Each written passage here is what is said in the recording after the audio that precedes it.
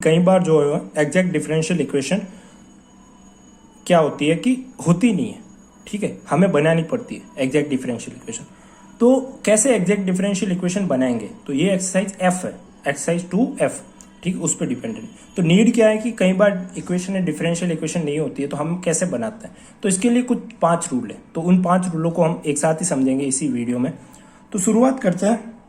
सबसे पहला रूल क्या है कि पहला रूल ये है कि अगर कोई इक्वेशन इस फॉर्म में है, ठीक है, इस फॉर्म में लिखी हुई है, हमें पता है एग्जैक्ट डिफरेंशियल इक्वेशन पढ़ा था तब पता है ना, इस फॉर्म में लिखते हैं, और वो इक्वेशन होमोजीनियस होगी। क्या होगी? होमोजीनियस। इस वर्ड पे ध्यान देना, क्या होगी? होमोजीनियस, ठीक है।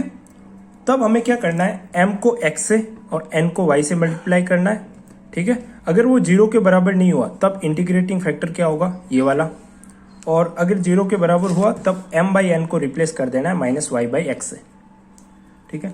अभी समझ नहीं आ रही होगी क्या गाता है, बट धीरे धीरे आ जाएगी, क्वेश्चन करेंगे जब। तो क्वेश्चन करते हैं, ये हमारा क्वेश्चन है, ठीक है। अब इसमें क्या है, ये m है, ये n है, ठीक है। अब जो n है हमारा वो ये है और m ये है।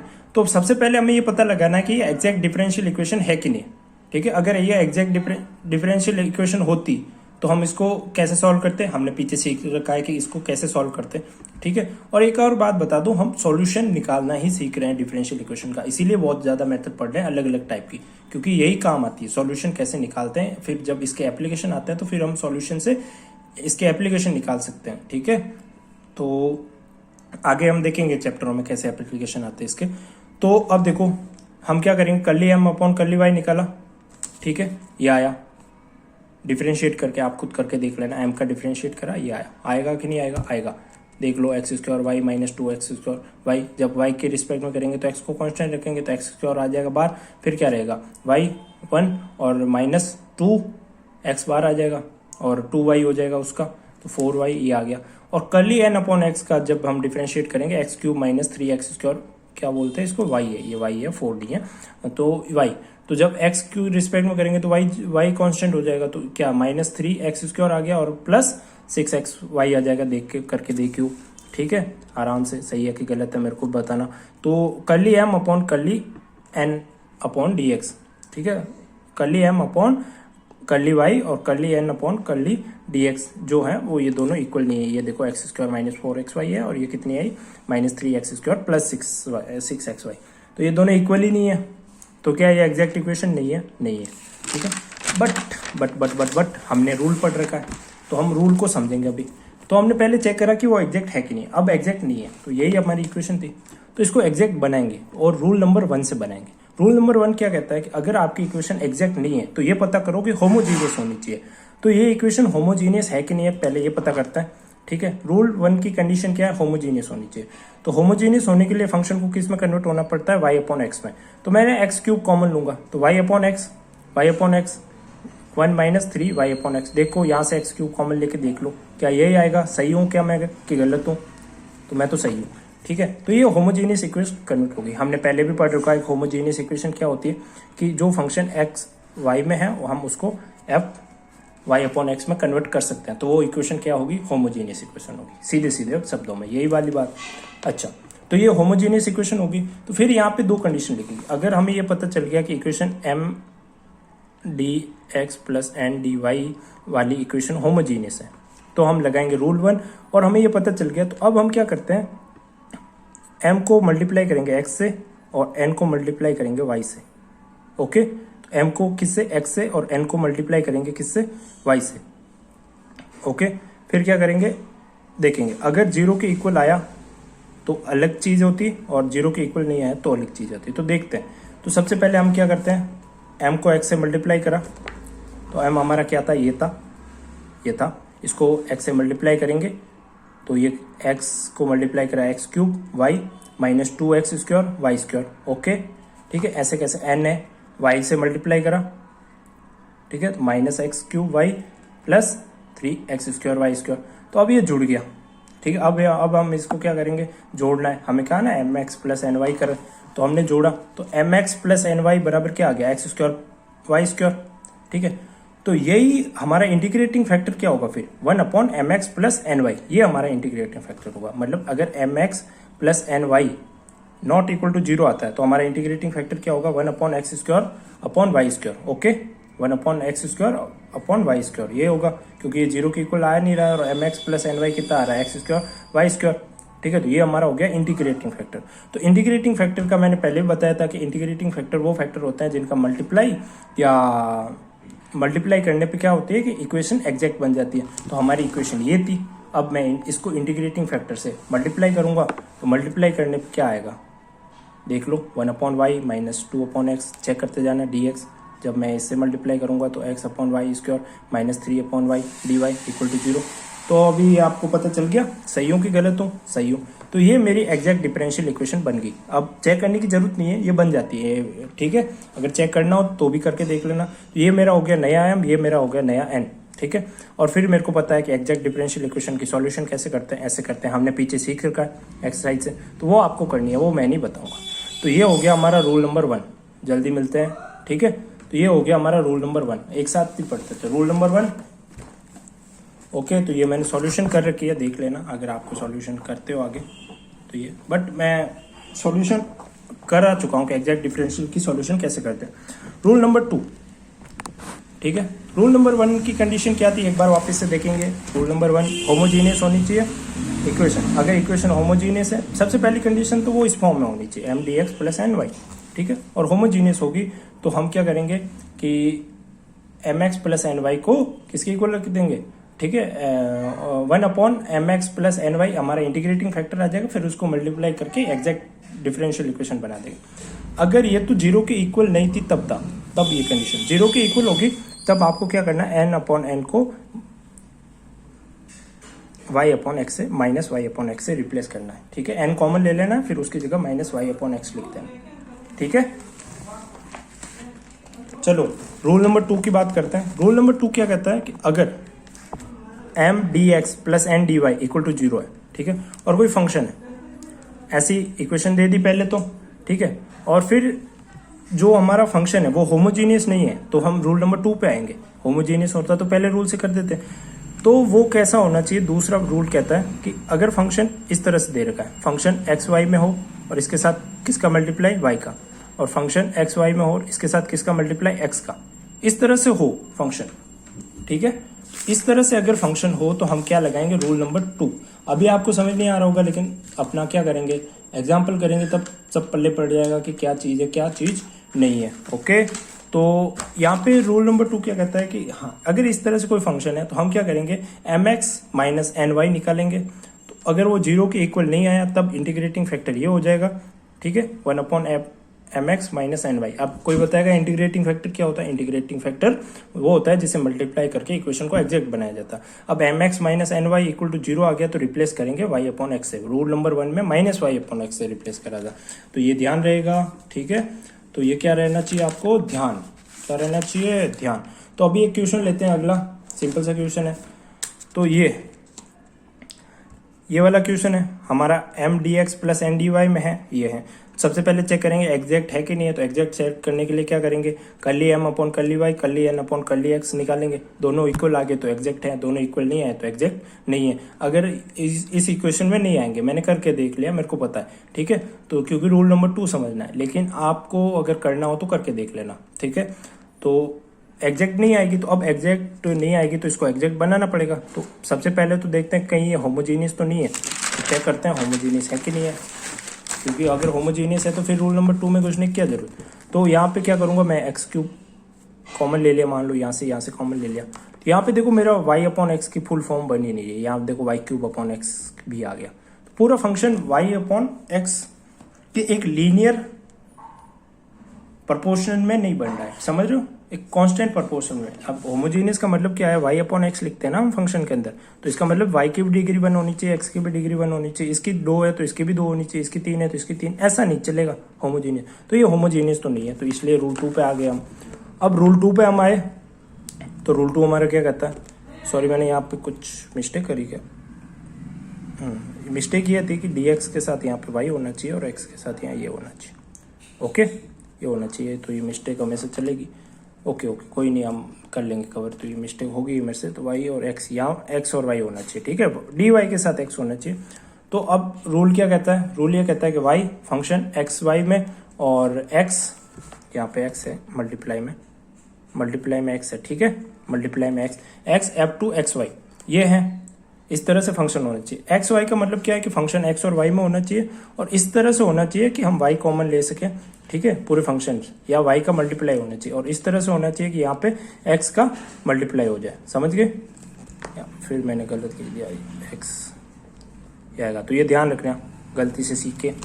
तो ये देखिए अपना, ये फंक्शन था, यहाँ पे देखो एक्स और वाई में फंक्शन है, ये भी एक्स और वाई में फंक्शन है। अगर हम वाई कॉमन ले लें उसके बाद भी एक्स और वाई में रहेगा कि नहीं रहेगा? यहाँ से वाई कॉमन लेता हूँ, तो वाई कॉमन ले लिया तो मेरा क्या बनेगा, X Y plus 2x square Y square, ठीक है, ये भी एक्स वाई में फंक्शन रहा अभी, ये वाई, ये फंक्शन मेरा, प्लस यहाँ पे क्या आ जाएगा, यहाँ पे अगर मैं एक्स कॉमन लूँ तो X Y minus X square Y square D Y, ठीक है। तो ये भी मेरा फंक्शन क्या है, एक्स वाई में और साथ में एक्स भी आ रहा है, ओके। तो ये कंडीशन मेरी बन रही है, Y F X plus function X Y, इस तरह से ये डी एक्स में है और ये डी वाई में इसके साथ है। तो इस तरह से कंडीशन जो बनेगी उस समय मैं रूल 2 लगाऊंगा। रूल 2 के मैंने क्या करा कि M X minus N Y करो, ये निकालो, ये निकाल के इंटीग्रेटिंग फैक्टर क्या आ जाएगा, 1/mx। हमें तो इंटीग्रेटिंग फैक्टर निकालना है ये, और फिर इसका मल्टीप्लाई करके एग्जैक्ट बना देंगे, और एग्जैक्ट बना के उसकी सॉल्यूशन निकाल देंगे, ठीक है। तो ये वाला क्वेश्चन है, ये मैंने गलती कर दी शायद एक्स लिख के, तो आपको ये क्वेश्चन खुद से सॉल्व करना है, कर लोगे? देखते हैं, एक बार मैं बताता हूँ, देखो क्या क्या करना है, बता के मेरे को बताना। तो ये निकाल लोगे, M X minus N Y निकाला, ये आ गया मान लो कुछ तरह से, इस तरह से। ये गलत है इस क्वेश्चन का, लेकिन आपको ये निकालना है। ये निकालने के क्या करोगे, integrating factor 1/mx minus N Y, तो ये मेरा इंटीग्रेटिंग फैक्टर आ जाएगा इस तरह। इसको किससे मल्टीप्लाई करूंगा, हमारी जो इक्वेशन है उससे मल्टीप्लाई करूंगा। इससे मल्टीप्लाई कर लिया मैंने एक बार, अब इससे मल्टीप्लाई करने के बाद मेरी जो नई इक्वेशन बनेगी वो क्या बन जाएगी, एग्जैक्ट इक्वेशन बन जाएगी। आज उस एग्जैक्ट इक्वेशन का एम और एन नया होगा, फिर मैं उसको क्या कर दूंगा, जो एग्जैक्ट इक्वेशन की जो सॉल्यूशन निकालने की मेथड है वो मेरे को पता है, पिछले अध्याय में हमने करी थी, तो इस तरह से करना है, बहुत ही सिंपल है। क्या निकालो, इंटीग्रेटिंग फैक्टर निकालो। तो इंटीग्रेटिंग फैक्टर रूल नंबर 2 के लिए क्या निकालते हैं, कंडीशन आपको पता होनी चाहिए, कंडीशन क्या है रूल नंबर 2 की, एक बार और बता देता हूँ। और कंडीशन ये होनी चाहिए कि फंक्शन एक्स वाई में होना चाहिए और इसके साथ वाई, और फंक्शन एक्स वाई में होना चाहिए और इसके साथ एक्स होना चाहिए, ठीक है। और फिर इंटीग्रेटिंग फैक्टर कैसे निकालेंगे, M X minus N Y, M को एक्स से मल्टीप्लाई करेंगे, एन को वाई से, फिर एम एक्स में से N Y minus N Y घटा देंगे, ठीक है, माइनस कर देंगे एन वाई को, और 1 कर देंगे हमारे पास इंटीग्रेटिंग, और 0 के इक्वल आ गया, तब हम क्या करेंगे, m/n को y/x से रिप्लेस कर देंगे, ओके। चलो बहुत बढ़िया, चलो रूल नंबर 3 पढ़ते हैं। क्या गया, rule number 1 homogeneous, rule number 2 function x और y में होना चाहिए, और वो कंडीशन पता है आपको, ठीक है, किस तरह से करते हैं तो पता होनी चाहिए। रूल नंबर 3 में क्या कहते हैं, अगर कोई इक्वेशन इस फॉर्म में दी हुई है, ठीक है, और हमें ये करने पे curly m curly y minus curly n curly x, 1/n curly m curly y minus curly n curly x equal to x में फंक्शन आ रहा है या k में आ रहा है। कहने का मतलब कि हमें कोई इक्वेशन दे रखी है, हमने कर्ली m/कर्ली y निकाला, एग्जैक्ट डिफरेंशियल नहीं है तो एग्जैक्ट डिफरेंशियल बना रहे, तो ठीक है, तो कर्ली m/कर्ली y निकाला, कर्ली n/कर्ली x निकाला, और 1/n कर दिया उसको करने पे हमारे पास कोई फंक्शन आ गया x में, या कोई कांस्टेंट आ गया, क्या आ गया, कांस्टेंट। तो उसका इंटीग्रेशन फैक्टर कैसे निकालेंगे, E F x D x, जो हमारा फंक्शन आया वो, या जो कांस्टेंट आया है उसका ई के डी एक्स करके ये आ जाएगा, और फिर इसको किससे मल्टीप्लाई कर लेंगे, इससे जो इक्वेशन हमें दे रखी है, और फिर हम एक नई एग्जैक्ट इक्वेशन बन जाएगी, और फिर हम उसको सॉल्व कर लेंगे। सॉल्यूशन हमको पता है एग्जैक्ट इक्वेशन की कैसे निकालते हैं। तो जैसे ये कोई है, सबसे पहले चेक करेंगे रूल नंबर 1 लगेगा कि नहीं लगेगा, होमोजीनियस होनी चाहिए, तो ये होमोजीनियस है नहीं, चेक कर लेना। फिर हमें चेक करना है कि ये क्या, इसके लिए और गलत लिखा है, यहाँ पे x आएगा, डी वाई के साथ x और y इसके साथ ऐसा, तो ये क्या, ये होगी कि नहीं होगी, तो यहाँ से मैं y कॉमन ले सकता हूँ क्या पूरे में से, नहीं, फिर ये बचेगा नहीं। यहाँ पे x कॉमन ले सकता हूँ क्या पूरे में से, हाँ ले तो सकते हो, फिर ये फंक्शन एक्स वाई का नहीं बचेगा, 1+y² हो जाएगा, तो सिर्फ y का फंक्शन बचेगा अंदर, वैसा होना ही चाहिए, तो y बाहर आ जाए, फिर भी एक्स वाई का फंक्शन रहना चाहिए, तो सेकेंड रूल भी नहीं लगेगा, ओके। ठीक है। तो अब हम क्या करेंगे, हमने कहा रूल नंबर 3 क्या कहता है, curly M upon curly Y निकालो। तो कर्ली वाई निकालते वक्त यहाँ पे क्या है, एक्स कांस्टेंट रखेंगे। तो इसको करा तो क्या आया, देखो 1/3 वाई क्यूब प्लस 2, तो ये कितना आ जाएगा, वाई का 1 हो गया, इसका कितना हो जाएगा वाई स्क्वायर, तो 1 + वाई स्क्वायर आ गया। ओके बोलो बेटा, ठीक है, आ गया। चलो curly N upon curly X निकालेंगे तो क्या आएगा, कर्ली एन क्या दे रखा है सबसे पहले तो ये पता करो, ये रहा एन 1/4 दे रखा है, ये था अपना एम, ये पता होना चाहिए। ओके तो curly N upon curly X करा तो ये बेटा क्या आएगा इसका, कर्ली एम एक्स का क्या हो जाएगा 1, वाई स्क्वायर यहाँ पे कांस्टेंट हो जाएगा, वाई स्क्वायर बाहर आ जाएगा, तो 1/4 वाई स्क्वायर प्लस 1 आ जाएगा। ओके फिर क्या करना है, फिर ये करो curly M upon curly Y minus curly N upon curly X upon 1/n। Okay ये आ जाएगा। अब इसको करके देखते हैं क्या आता है। तो हमने इसको करा, एम जगह ये रखा, curly M upon curly Y हमारे ये आया था, curly N upon curly X ये आया था। अब इन दोनों को घटा रहे हैं, तो घटाने पे हमारे पास ये बना 3y square plus 1 x plus 1, तो 3 ऊपर से कॉमन ले लिया, एक्स नीचे से कॉमन ले लिया, तो 1 + Y square plus 1 + Y square cut गया। तो अब हमारा फंक्शन किस में आ गया, 3/x। तो कर्ली एम अपॉन वाई ये करने पे हमारा फंक्शन किस में आया, एक्स में आया कि नहीं आया, 1/x, 3/x में आ गया, या कांस्टेंट भी आ सकता था। तो ऐसे आ जाता है, तो फिर इंटीग्रेटिंग फैक्टर किस में लिखेंगे, ई एफ एक्स करेंगे। ओके तो ये देखो इंटीग्रेटिंग फैक्टर क्या आ जाएगा, ई 3x/dx। तो यहाँ पे क्या करेंगे, 3 और ln x हो जाएगा 1/x का। अब आपको मैंने ये रूल बता रखा है पीछे वाले चैप्टरों में कि जब बेस समान हो तो वो आ जाए तो x³ आ जाएगा, ठीक है, x³ आ जाएगा। तो ये आ गया। अब इसको क्या करेंगे, x³ आया, ये मेरा नया इंटीग्रेटिंग फैक्टर आ गया। अब मैं इसको वो अपनी उससे मल्टीप्लाई कर लूँगा, मल्टीप्लाई करूँगा तो मेरी इक्वेशन एग्जैक्ट बन जाएगी, और एग्जैक्ट को सॉल्यूशन करना मेरे को आता है इस फॉर्मूले से। बस ये सिंपल सी चीज़ थी, ठीक है। रूल नंबर 3 पर मैं बताता हूँ क्या चेक करते हैं, ये चेक करते हैं 1/m curly M upon curly Y minus curly N upon curly X. Okay equal to क्या आना चाहिए, एक्स में फंक्शन आना चाहिए या कांस्टेंट आना चाहिए। तब इंटीग्रेटिंग फैक्टर कैसे लिखते हैं, ई फंक्शन या कांस्टेंट। ओके बोलो भाई, ओके चलो अगला पढ़ते हैं। तो if the given equation mx dx plus ny dy equal to 0, ठीक है, mx dx plus ny dy equal to 0 है। ओके तो अब ये वाला देखो सेम टू सेम है उसकी तरह, उसमें क्या करा था, उसमें 1/n था, तीसरे वाले रूल की तरह यहाँ 1/n है, curly n/dx minus curly m/dy। यहाँ पे फंक्शन किसका आएगा, y का, ठीक है, या कांस्टेंट आएगा। तो इंटीग्रेटिंग फैक्टर क्या बनेगा, integrating factor same E F x dx integrating factor ये बनेगा, या कांस्टेंट आ गया तो कांस्टेंट का बनेगा k dx। तो अच्छा क्वेश्चन करते हैं, क्वेश्चन करके क्या करेंगे, सबसे पहले देखना है रूल नंबर 1 लग रहा है, रूल नंबर 2 लग रहा है कि नहीं लग रहा, रूल नंबर 3 लग रहा है कि नहीं लग रहा। तो ये आपको करने का काम है, ठीक है। रूल नंबर 1 क्या है, होमोजीनियस होगा तो रूल नंबर 1 लगा देंगे, रूल नंबर 4 तक क्यों जाता है, फिर ये वाले चेक करना है, फिर ये वाला चेक करना है, मैं नहीं बताऊंगा, तो चेक करना है आपको अभी वीडियो रोक के।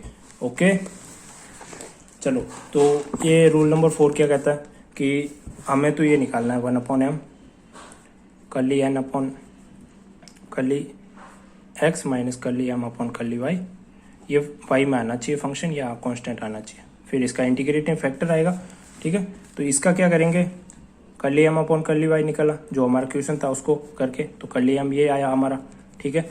Curly n upon curly x निकाला तो जो हमारा वो ये आया। अब क्या करा, ये वाला फॉर्मूला जो हमें कंडीशन दे रखी थी वो लगाई तो इसको सॉल्व करके हमारा जो फंक्शन आया वो y में आया। तो इंटीग्रेटिंग फैक्टर क्या बनेगा इसका, ई 1/y ln y। तो हमारा इंटीग्रेटिंग फैक्टर क्या आ गया, y। इसको सॉल्व करने में y को क्या करेंगे, हमारे जो क्वेश्चन दे रखा था उससे मल्टीप्लाई कर देंगे उस क्वेश्चन में y को, तो हमारा ये नई इक्वेशन बन जाएगी, ये जो कि हमारी एग्जैक्ट होगी।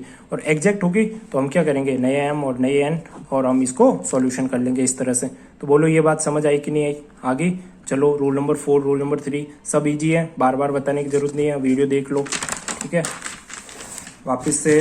बहुत सही बेटा। तो अब रूल नंबर 5 सबसे रद्दी रूल है, इसका कोई मतलब नहीं बनता, ज़्यादा आता है नहीं, फिर भी एक आपकी भावनाओं के लिए रख रहा हूँ।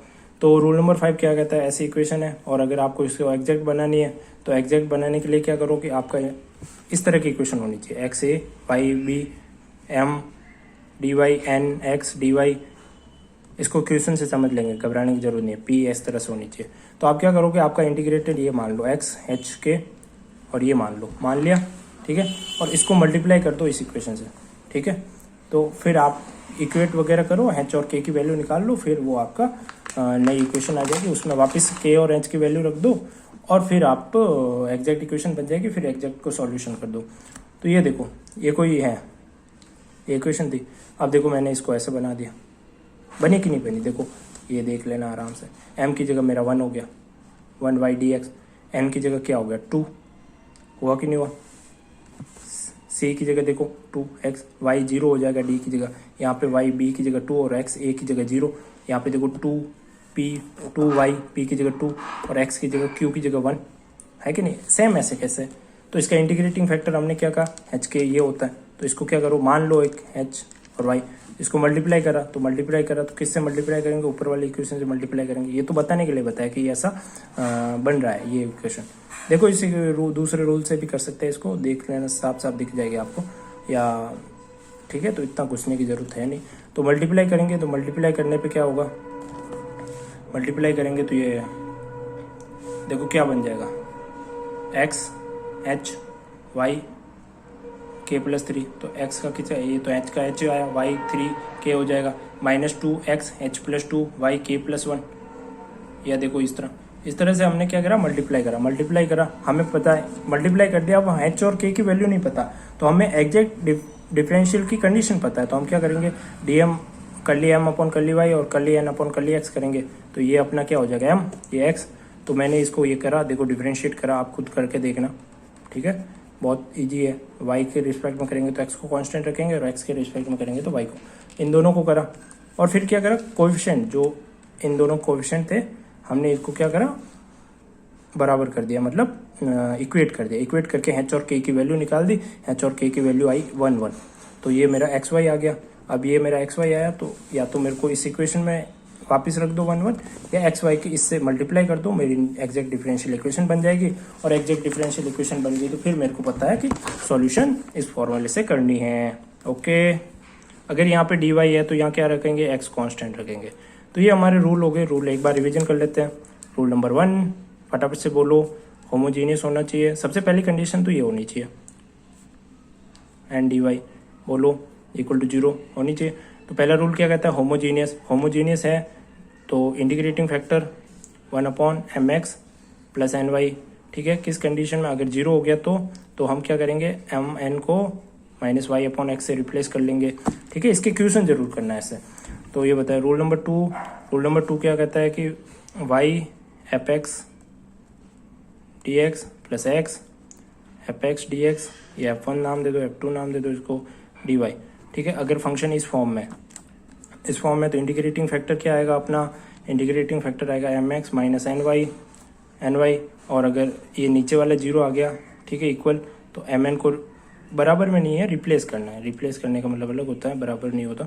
तो ये कितना आ जाएगा, y/x, ये रिप्लेस करना है, ठीक है, ये इस तरह से।